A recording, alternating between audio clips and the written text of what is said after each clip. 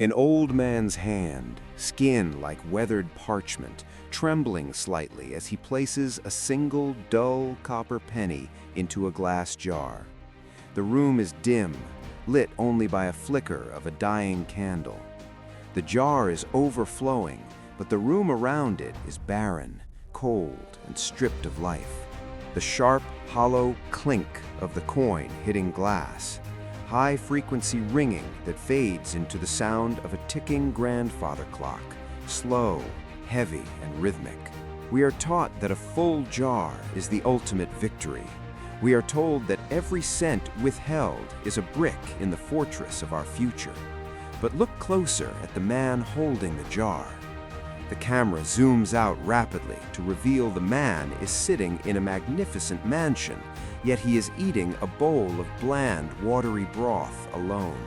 The walls are covered in shadows.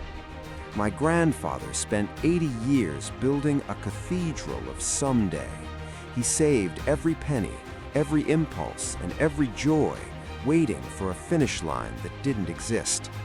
On his deathbed, he didn't look at his bank balance. He looked at his hands, empty of memories, but stained by the copper of a life unlived. He looked at me and whispered the words that broke my reality. Stop saving your life for a version of yourself that will be too tired to enjoy it.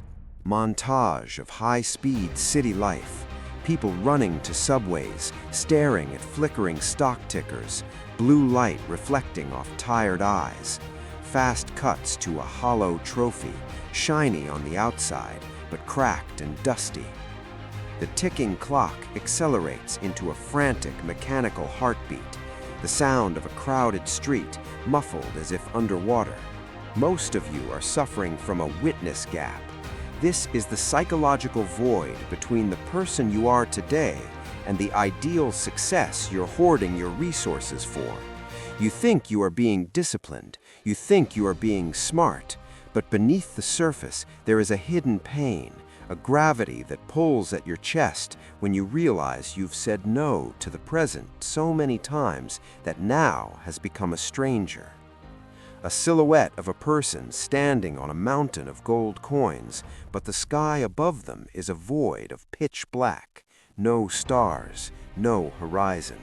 We save our money, our love, and our energy because we are terrified of the empty jar. But the irony of the human psyche is that the more we hoard, the more we become hollow. Success feels empty because you've treated your life like a math equation instead of an experience. You are winning the war of accumulation, but you are losing the war of presence. A ceramic bowl falling in slow motion. It shatters on a stone floor. A craftsman's hands enter the frame, carefully joining the pieces back together with shimmering molten gold. The sound of shattering glass, followed by a sudden, profound silence. Then, a soft, ethereal cello melody begins to play, warm and hopeful. In Japan, there is an art called Kintsugi. When a vessel breaks, they don't throw it away, and they don't hide the damage. They repair the cracks with gold. They turn the loss into the most beautiful part of the object. Close-up of the gold-filled cracks glowing. Transition to the narrator's grandfather's old, weathered face, smiling through tears. My grandfather's regret was the crack in my family's lineage, but that crack is where the wisdom enters. To stop saving every penny is not an invitation to recklessness. It is the act of pouring gold into your own broken timeline. It is the realization that your spent resources, your time, your money, your heart, are not lost. They are the only things that actually belong to you. You don't own what you keep. You only truly own what you give to the world and yourself. Bold, minimalist text appears over a cinematic shot of a forest recovering after a fire. A rhythmic, percussive beat starts, steady and driving. The velocity principle. Money and energy are like blood. They only provide life when they are moving. Stagnant wealth is a clot. To heal your relationship with scarcity, you must establish a flow minimum. Every month, a portion of your resources must be invested in the soul, not for a return on investment, but for a return on existence. A dinner that sparks a deep conversation, a book that shatters a bias, a trip that recalibrates your wonder. The 70-year test. Before you deny yourself an experience in the name of saving, project yourself to age 70. Looking back, will you remember the $500 you kept in the bank, or will you remember the heat of the sun in a city you've never been to? If the old you doesn't care about the savings, the young you shouldn't sacrifice for them. Reject the someday delusion. Psychologically, someday is a graveyard where dreams go to mummify. Your brain uses it as a shield to avoid the vulnerability of living now. Kill the shield. If you aren't living a portion of your dream life today, even in a microdose, you will never live it when you're rich. You are training the muscle of waiting.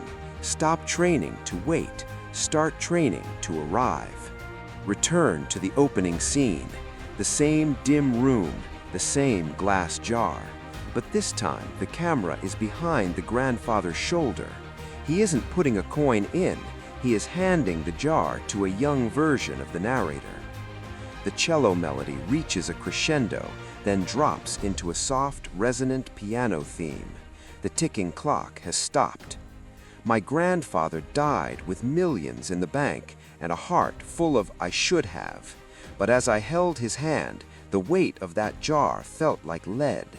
I realized that the greatest tragedy isn't dying with nothing, it's dying with everything, and realizing none of it was ever used to buy a single moment of peace. The narrator walks out of the mansion, leaving the jar on the table. He steps into a vibrant, sun-drenched street. He buys a single flower from a vendor and gives it to a stranger. He looks up at the sky, eyes bright. Ambient sounds of life, birds, laughter, a distant violin. Don't build a fortress that becomes your prison. Use your pennies to buy back your soul, because at the end of the road, you won't be judged by what you kept in the jar, but by how much of yourself you were brave enough to pour out.